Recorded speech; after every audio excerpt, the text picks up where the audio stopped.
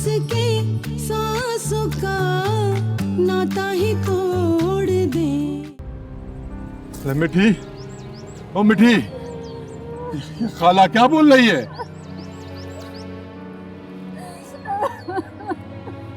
अरे तू इस तरह रो रो के क्या जिताना चाहती है?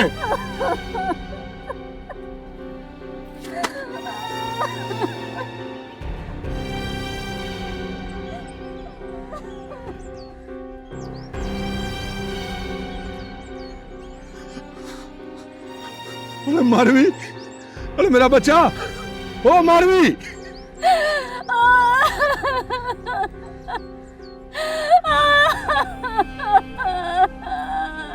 अरे देख तेरा भैया आया है शहर से। अरे मारवी देख तो सही, अरे मारवी,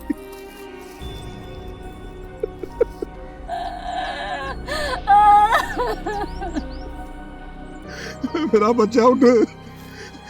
अरे मारवी तू जानती है ना, तेरा भैया सब बर्दाश्त कर सकता है, तेरा रूठना नहीं। अरे मारवी देख बाबा, तेरा था देख तेरे लिए चूड़ियां लाया बाबा, देख कैसी रंग बिरंगी। बच्चन, मारवी हमसे बहुत दूर चली गई है रूठ कर। अब हमारे 1000 बुलाने पर भी वो वापस नहीं आएगी।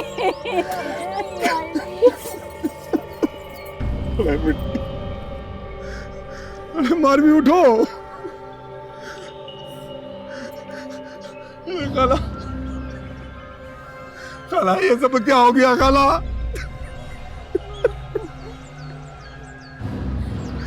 उठ बच्चा, अरे मारवी उठो बच्चा। रानिया कैसी है? बहुत परेशान है। परेशानी की बात तो है ना, बात बनते बनते बिगड़ गई। खैर, उससे कहना कि हौसला करे, सब ठीक हो जाएगा।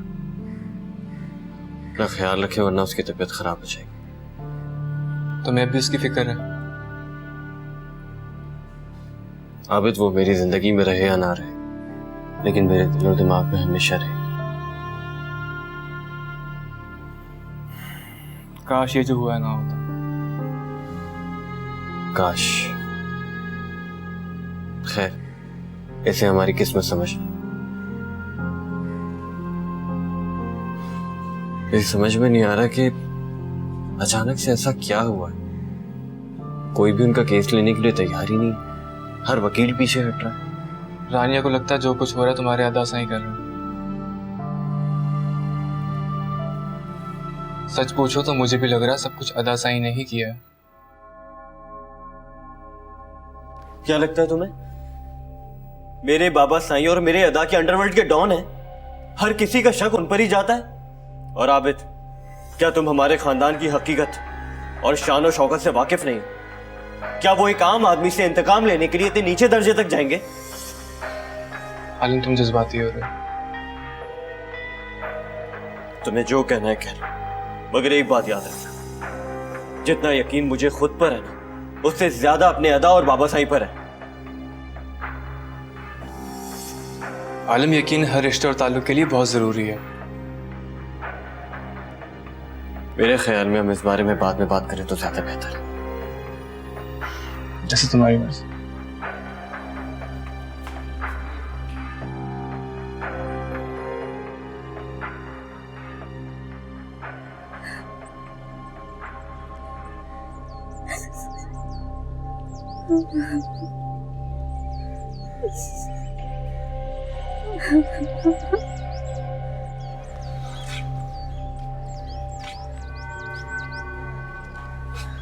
अरे बाबा मिठी, तूने मुझे बताया नहीं मारवी के साथ हुआ क्या था? इसलिए कि तू सुन नहीं सकेगा। अरे बाबा, बड़ा हौसला है मेरे अंदर, बता तू। तू सुन सकता है तो सुन। तेरा साईं, जिसे तू खुदा समझता है, उसने तेरी बहन की इज्जत को तार तार कर दिया। उसके पास मरने के अलावा कोई रास्ता नहीं छोड़ा। जाज़ेब साईं के बारे में बोल रही है? हाँ, तेरा जहाज़ेब साई। अरे तू बकवास कर रही है। जहाज़ेब साई मेरे साथ ऐसा नहीं कर सकते। वो कहते हैं बचल तेरी इज्जत मेरी इज्जत है। अरे तू उसी की बात करता है जिसने अपनी बीवी को गैरों के हवाले कर दिया हो, अपने बच्चे को मरवाने की कोशिश की हो। अरे बच्चल, जहाज़ेब हाकिम अली एक जहरीला सांप है जो किसी भी वक्त किसी को भी डस सकता है। बच्चल, सांप अपना रूप तो बदल सकता है लेकिन अपनी फितरत नहीं। अरे बाबा, मैंने सारी जिंदगी उसके नमक का हक अदा किया है और उसने मुझे उसका यह सिला दिया है। ये बड़े लोग किसी के भी नहीं होते बच्चन। इनको जब तक हमारी जरूरत होती है ये हमें इस्तेमाल करते हैं और इसके बाद इनकी जरूरत पूरी हो जाए तो ये हमें पत्थर की तरह ठोकर मार देते हैं। इनके सामने यही हमारी औकात है। बेटी, रो मत। मैं इस जुल्म पे खामोश नहीं बैठूंगा। मैं इनको बता दूंगा कि पत्थर नोकीला हो तो पांव भी जख्मी हो जाता है। तो तू क्या करने की सोच रहा है? वो जो आज तक उनके साथ किसी ने नहीं किया, इंतकाम लूंगा। मैं जुल्म पे खामोश नहीं बैठूंगा। जुल्म करना इनकी आदत है बच्चन और जुल्म सहना हमारा मुकद्दर। वो आदत बदले ना बदले, मैं अपना मुकद्दर जरूर बदलूंगा। इस बार उनको हिसाब देना पड़ेगा। तू करेगा क्या? बाबा, वक्त आने पे बताऊंगा। तू अपने खाला के घर जाने की तैयारी कर। वो क्यों? तेरे सवालों का जवाब देने का वक्त नहीं है मेरे पास। मुझे अभी शहर के लिए भी निकलना है। और जहाज़ेब साई ने पूछा तो उनसे क्या कहूँ? उससे मिलकर ही जाऊंगा। बच्चन, तू करना क्या चाहता है? मुझे तो कुछ समझ में नहीं आ रहा। अरे बाबा, जा, तू सामान रख।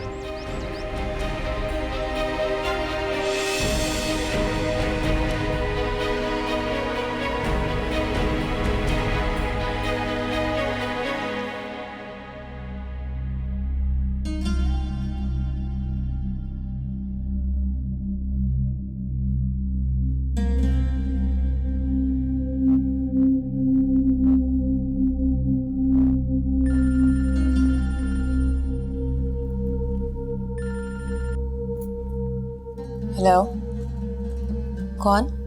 कैसी हो तुम? मैंने पहचाना नहीं। कौन बात कर रहे हैं आप? कमाल है, तुम उस आदमी को नहीं पहचाने जिसकी वजह से तुम्हारी जिंदगी में सब कुछ बुरा हो रहा है। कौन बोल रहा है? वही जिसकी वजह से तुम्हारी बहन बर्बाद हुई है, उसके बाद फिर तुम उजड़ी और अब तुम्हारा बाप। जहाज़ेब हाकिम अली, तुम्हारी हिम्मत कैसी हुई यहाँ फोन करने की? अब मैंने तो तुम्हारी हमदर्दी में फोन किया था। तुम जैसे दुश्मन अगर लिबादा ओढ़कर भी दूसरों के साथ हमदर्दी करने की कोशिश करें तो उनको बेवकूफ नहीं बना सकते, और खास तौर पे उन लोगों को तो बिल्कुल नहीं जो तुम्हारी असलियत से अच्छी तरह वाकिफ है। मैं तो जो भी हूँ, जैसा भी हूँ, तुम्हारे सामने हूँ बाबा, सबके सामने हूँ। धोखा तो तुम्हें वो दे रहा है जिस पर तुम्हें कभी बड़ा भरोसा था। तुम्हें ये सुनकर बहुत खुशी होगी कि तुम्हारे बाप को फंसवाने में आलम की साजिश थी, और अब जो उसकी जमानत नहीं हो पा रही है उसके पीछे भी आलम ही है। बकवास कर रहे हो तुम। आलम मेरे साथ ऐसे नहीं कर सकते। अब जिस आदमी ने तुम्हें सबके सामने तलाक दे दिया है वो तुम्हारे साथ और क्या नहीं कर सकता। और वैसे भी वो औरत आदमी की नजर में खटकती है जिससे उसका मतलब निकल चुका हो, क्योंकि वो औरत उसे मुसीबत लगती है। वो तुम्हें इन मसलों में इसलिए उलझा रहा है ताकि तुम अपनी बची खुची जिंदगी की दुहाइयां देकर उसकी जिंदगी को मुश्किल ना बना सको। मेरे और आलम के रिश्ते में ऐसा कुछ नहीं था। ये सिर्फ और सिर्फ तुम्हारी घटिया सोच है। अच्छा, बड़ी हैरत की बात है। इसका मतलब है कि आलम ने मुझे अपने बारे में और तुम्हारे बारे में जो भी जाती बातें बताई है वो सब झूठा है।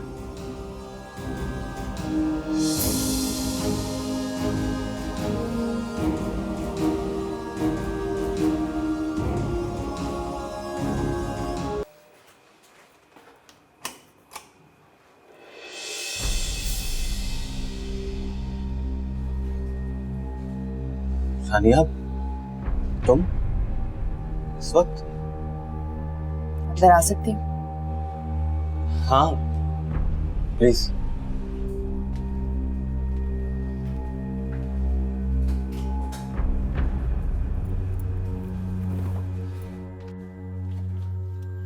एक तो रानिया पता नहीं कहाँ चली गई है, बता के भी नहीं गई।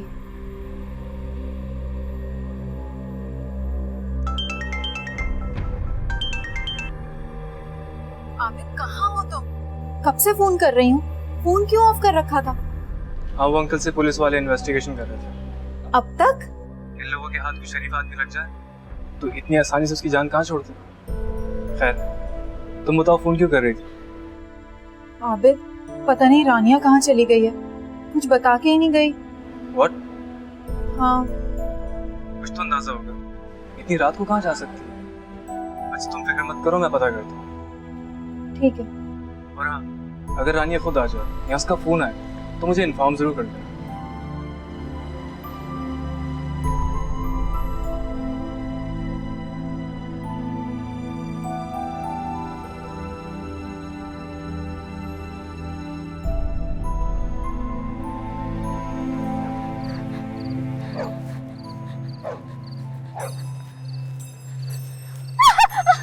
क्या हुआ? काटे हैं बाबा। बाबा हौसला कर, अभी सुबह भी होने वाली है, सड़क भी करीबी है, पहुंच जाएंगे। मत कर हौसला। ला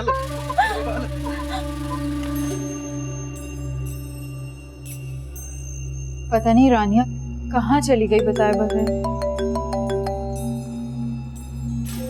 आबिद बोलो। What? ये तुम क्या कह रहे हो? क्या सच में आपने एक भी लम्हे के लिए मुझसे मोहब्बत की है? अगर तुमसे मोहब्बत नहीं की होती तो रात के इस पहर अकेले तुम यहाँ नहीं खड़ी होती, जबकि तुम जानती हो कि इस फ्लैट पर मैं अकेला रहता हूँ। रात के इस पहर अगर मैं आपके सामने बगैर किसी खौफ के खड़ी हूँ तो सिर्फ इसलिए कि आपकी वजह से मेरे अब्बू की जिंदगी दांव पर लगी है। मेरी वजह से? हाँ, आपकी वजह से। और ये हरगिज मत कहिएगा कि आप इस बारे में कुछ नहीं जानते, क्योंकि मैं यकीन नहीं करूंगी। रानिया, ये तुम्हारा पर्सनल प्रॉब्लम है कि तुम मेरी बातों पर यकीन करो या ना करो, लेकिन ये बात सच है। मैं नहीं जानता इस बारे में।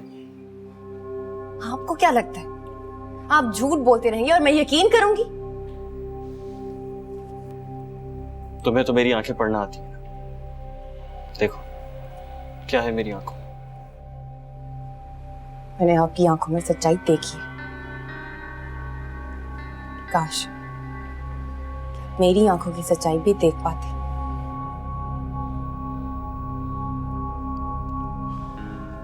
रानिया, मुझे माफ कर दो। नहीं, हरगिज नहीं।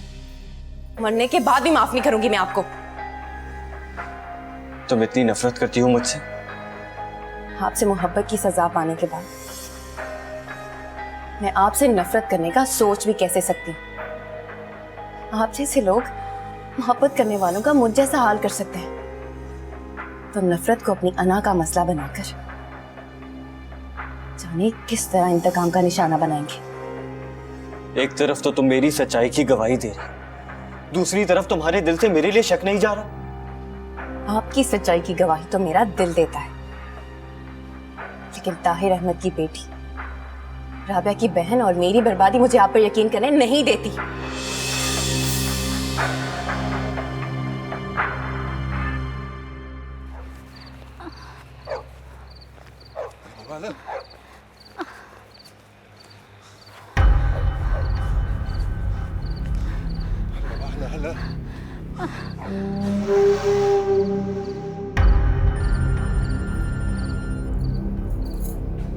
बोलो मारिया, सब ठीक तो है ना?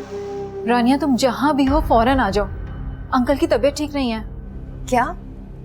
घबराने की कोई बात नहीं है, आबिद उन्हीं के पास है, बस तुम जल्दी से घर पहुंचो।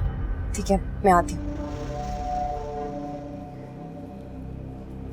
रानिया, कुछ हुआ है क्या? हाँ हुआ है। क्या हुआ? वो मैं आपको बताना जरूरी नहीं समझती। अच्छा ठीक है, मत बताओ, लेकिन प्लीज इतनी रात को यहाँ से अकेले मत जाओ। जब मैं अकेली आ सकती हूँ तो अकेली वापस भी जा सकती हूँ। किसी मेहरबानी की कोई जरूरत नहीं है। तुम अकेली इस तरह जाओगी तो मुझे फिक्र होगी तुम्हें। क्यों? ये तुम अच्छी तरह जानती हो। मैं नहीं जानती और ना ही मैं याद रखना चाहती हूँ, सब कुछ भूल जाना चाहती हूँ।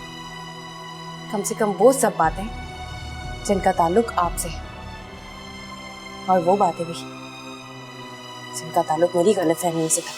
फॉर गॉड सेक रानिया, तुम थोड़ी देर के लिए सारी बातें भूल नहीं सकती? आप मर्द हैं ना, इसीलिए इतनी आसानी से एक औरत को कह रहे हैं कि वो लम्हा भूल जाए जब भरी महफिल में उसके सर से चादर छीन ली गई। आई एम सॉरी, मेरा वो मतलब नहीं था।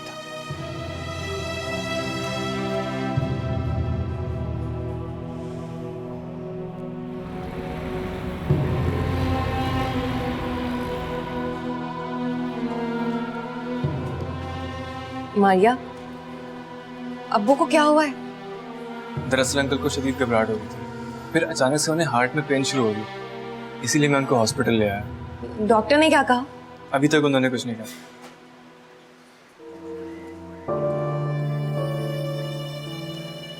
डॉक्टर, अब मेरे अब्बू कैसे हैं? जी अब ठीक है। उन्हें अचानक से हुआ क्या था? एक्चुअली वो एक हार्ट पेशेंट है और हार्ट पेशेंट इस तरह की मामूली सी तकलीफ बर्दाश्त नहीं कर सकते। बट यू डोंट वरी, अब वो पहले से बेहतर हैं। बस एक बात का ख्याल रखें कि उन्हें कोई स्ट्रेस ना हो। Thank you so much doctor साहब।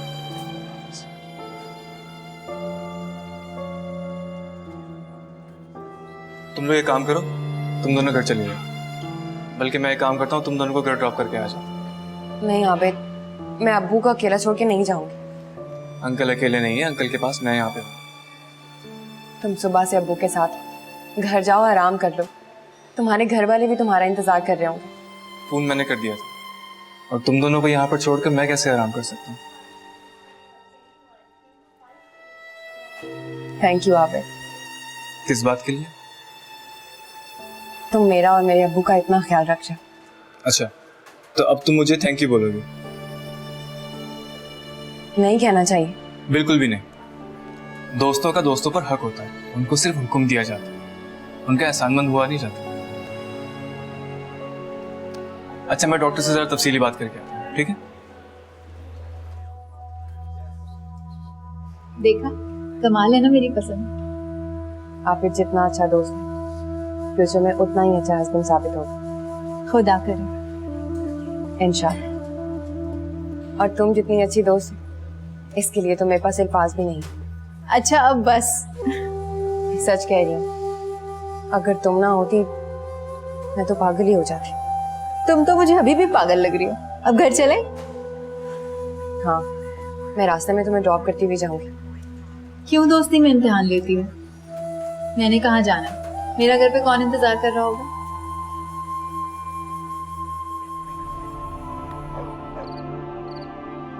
मेरे से तो अब नहीं चला जा रहा। अरे बाबा करीब ही है शहर, पहुंच जाएंगे। क्योंकि थक गई है क्या? थक नहीं गई हूँ, डर लग रहा है। बाबा डर किस बात का? हम अगर शहर पहुंचने से पहले ही पकड़े गए तो क्या होगा? एक तो हम हवेली में किसी को बताकर भी नहीं आए। बाबा अभी हमारा पकड़ा जाना इतना आसान नहीं है, और उस वक्त तक तो बिल्कुल भी नहीं, जब तक बचल का मकसद पूरा नहीं हो जाता है। तो हिम्मत कर और उठ बाबा, चल हिम्मत कर बाबा, उठ बाबा, उठ बाबा, हिम्मत कर, हिम्मत कर बाबा, हिम्मत कर। हल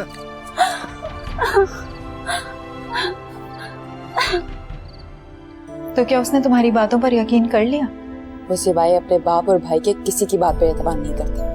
जब तुम जानती हो कि वो तुम्हारी किसी बात पर यकीन नहीं करता, तो उसे बार बार यकीन दिलाने की कोशिश क्यों करती हो? रानिया प्लीज खुद को संभालो। कब तक चलेगा ये सब कुछ? मैं तो तुम्हें इस हाल में छोड़ के भी नहीं जा सकती। तो तुम्हें जाने कौन देगा?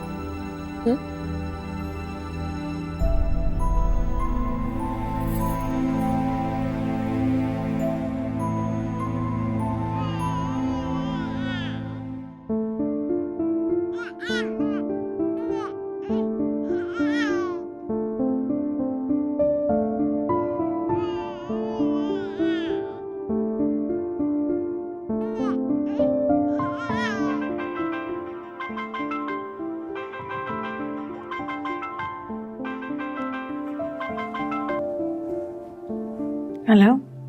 हाँ तो बाबा तुमने क्या फैसला किया? शराफत से तमाम जायदाद हमारे नाम करोगी या फिर कोई दूसरा तरीका इस्तेमाल करना पड़ेगा? बाबा वैसे सुना है कि तुम्हारा बेटा बड़ा खूबसूरत है, यकीनन किसी बड़े बाप की औलाद होगा, क्योंकि तुम जैसी चालाक लड़कियां मामूली जगह पे तो हाथ मार भी नहीं सकती हैं।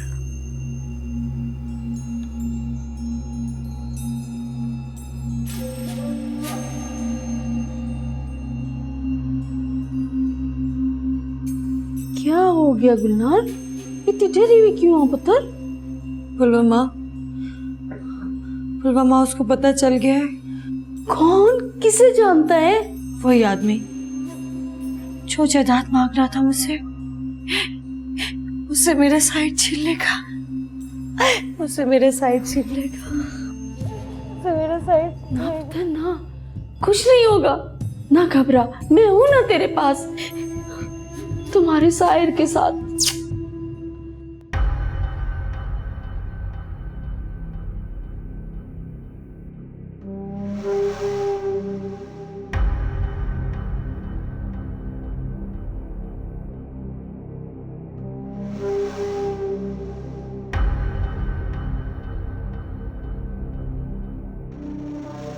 क्या हो गया?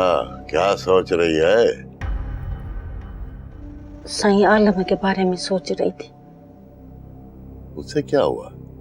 सही आलम के साथ जो कुछ हुआ वो कितना भी बुरा सही, मगर सच बात तो ये है उसके साथ हो तो चुका। पर मुझे लगता है कि माजी की बातें वो अपने दिल से लगाए बैठा हुआ है। अब तू क्या चाहती है? मैं चाहती हूँ कि वो शादी करे, अपना घर बसाए, उसके औलाद हो, वो देखकर मैं सुकून से मर तो सकूं ना। तो ठीक है, तू उससे बात करके देख ले, हो सकता है तेरी बात मान जाए। आप क्या समझते हैं साईं? मैंने उसको समझाया नहीं होगा, मैंने उससे बात नहीं की होगी, मगर वो किसी की सुनता कहाँ है। और साईं मेरे को ऐसा लगता है कि वो रानिया को अभी तक भूला नहीं। ओए उसे थोड़ा वक्त दे, भूल जाएगा, उसे उसके हाल पे छोड़ दे। साईं मुझे तो उम्मीद नहीं कि वो मान जाए, आपको तो पता है वो कितना जिद्दी है। हाँ जिद्दी तो है। आप उसे समझाएं, शायद आपकी बात उसकी समझ में आ जाए। चल तू कहती है तो मैं समझा के देख लेता हूँ, लेकिन मुझे लगता नहीं कि वो मानेगा।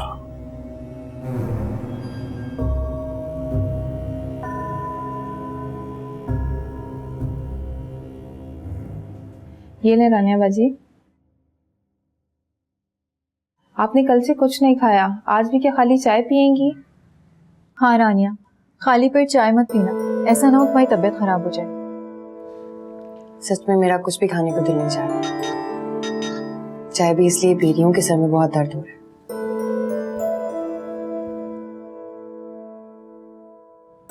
चलो एक अच्छी खबर तो मिली। कैसी खबर?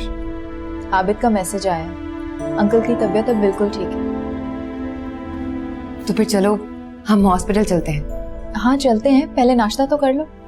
मैंने कहा ना मुझे भूख नहीं है। ठीक है, तो फिर हम हॉस्पिटल भी नहीं जा रहे।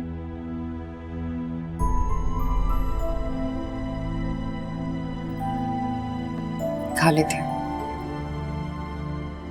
Very nice, you are a good girl. तुम जल्दी से ठीक हो जाओ तो मैं अपने घर जाऊं। घर जाने की बात मत कर। अच्छा बाबा ठीक है, नाश्ता करो।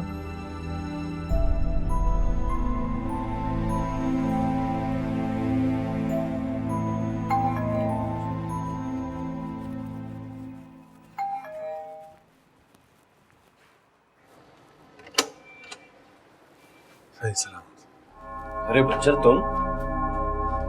जी साईं, कुछ जरूरी बात करनी थी साईं आपसे। तुम लोग अकेले आए हो? जी साईं। अच्छा ही बंद करो, आ जाओ। खैरियत? इतनी सुबह सुबह आए और बता के बगैर? साईं कुछ अकेले में साईं आपसे बात करनी थी साईं। गांव में तो सब खैरियत है ना? जी साईं जी।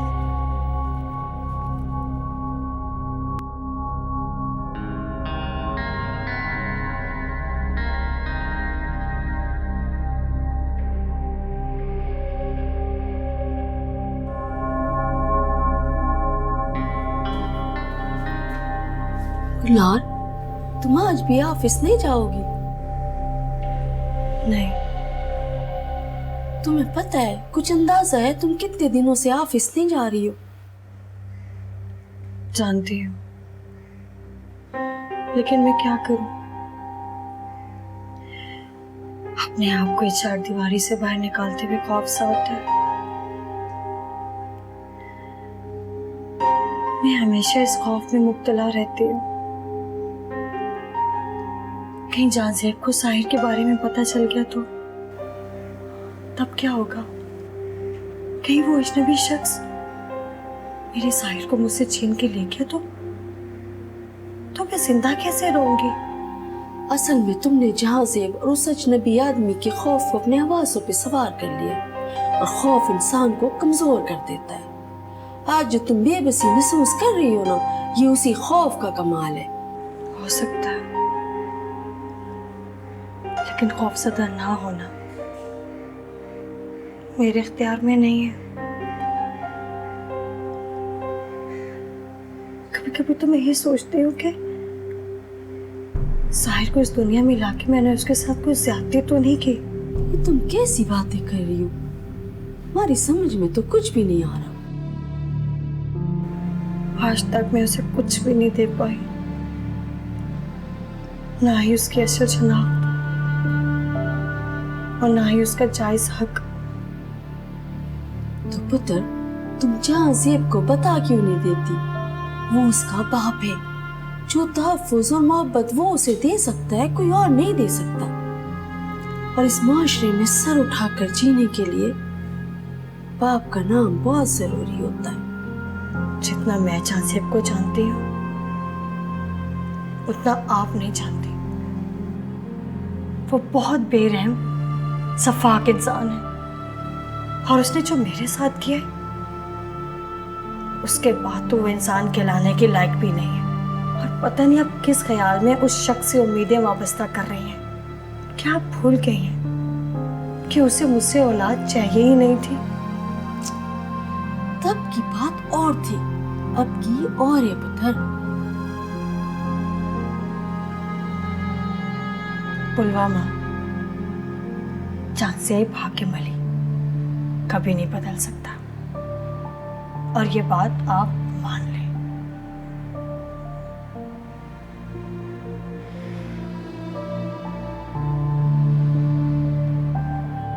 बोलो बच्चल, ऐसी क्या बात है जो तुम गांव वालों से तो क्या अदा से छुप कर यहाँ पर आए?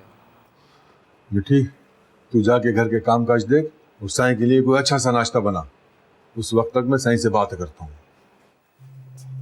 साईं, क्या नाश्ता बनाऊं आपके लिए? कुछ भी। जी साईं।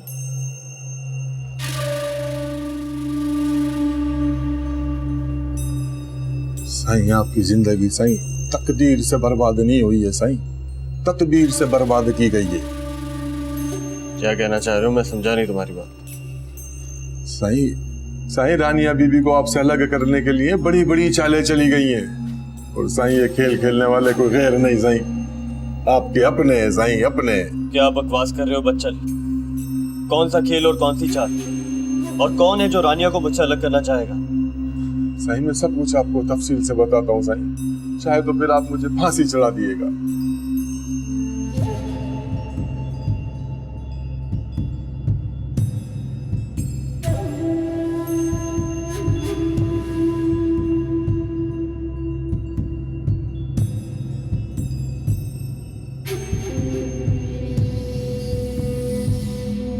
मुझे माफ कर दे साईं, बड़ी गलती हो गई साईं। जलील और घटिया इंसान तो वो तुम थे जो रानिया को फोन कर करके डराते रहे, उसे खौफजदा करते रहे, उसे मजबूर करते रहे कि वो मुझसे अलग हो जाए। साईं, आप तो जानते हैं साईं, मैं जो कुछ करता हूँ साईं जहां साईं के कहने पे करता हूँ, उनके हुक्म के बगैर कुछ नहीं करता हूँ साईं, कुछ नहीं करता हूँ। और क्या क्या खेल खेले तुम्हारे जाज़ेब साईं ने? साईं वो राबिया बीबी के घर पे भी मुझसे ही फोन कराते थे साईं, ताकि उनका शोर उन पे शक करे और उनकी गृहस्थी बर्बाद हो जाए। साईं वो रानिया बीबी के घर के एक एक फर्द को बर्बाद करना चाहते थे, और साईं जब उनको इस तरह कामयाबी नहीं मिली तो साईं उन्होंने राबिया और उसकी बच्ची को अगवा करा लिया साईं। और साईं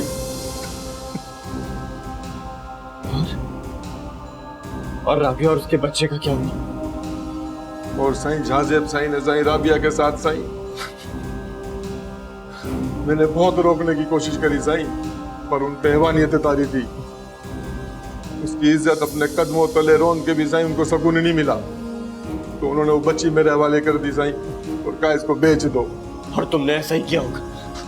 ना साईं, ना साईं, साईं मैं बहुत गुनाहगार साईं, पर एक इंसान हूं साईं। मैंने वो बच्ची को साईं अपने रिश्ते की एक बहन के यहाँ छोड़ दिया, उसके यहाँ को औलाद नहीं थी साईं, सोचा अच्छा सा पाल लेगी।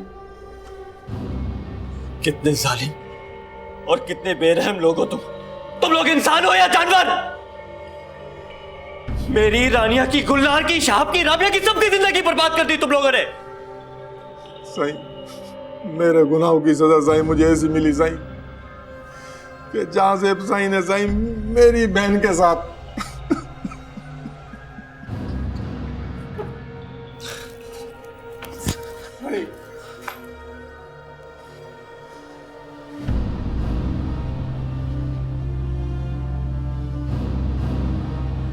साईं साईं साईं साईं क्या हो गया साईं आपको? बाबा साईं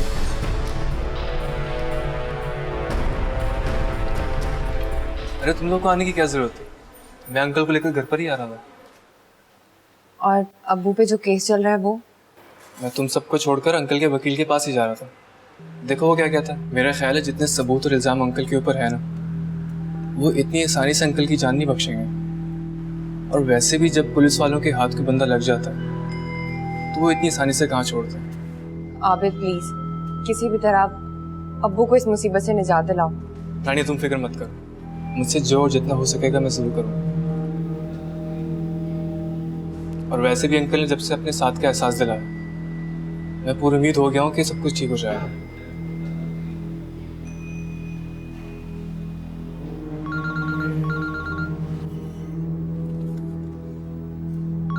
ये आलम अपने मोबाइल के बजाय अपने घर से फोन क्यों कर रहा है? हेलो जी, आबिद बात कर रहा हूँ। व्हाट?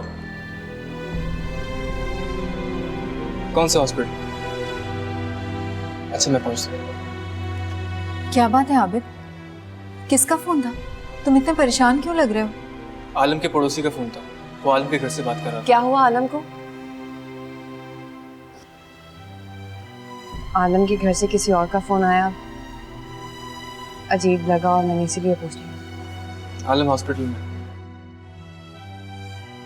हॉस्पिटल में क्यों? ये तो मैं भी नहीं जानता। उसके पड़ोसी का फोन था, उसने सिर्फ मुझे इतना बताया कि जब आलम के मुलाजिम ने आलम के पड़ोसी को बुलाया तो आलम बेहोश था। उसने फौरन आलम को हॉस्पिटल पे छोड़ा, घर वापस आकर आलम के मोबाइल से मेरा नंबर निकाला और फिर मुझे फ़ोन किया। उसे तुम्हारा नाम कैसे पता चला? आलम के मुलाजिम ने बताया होगा।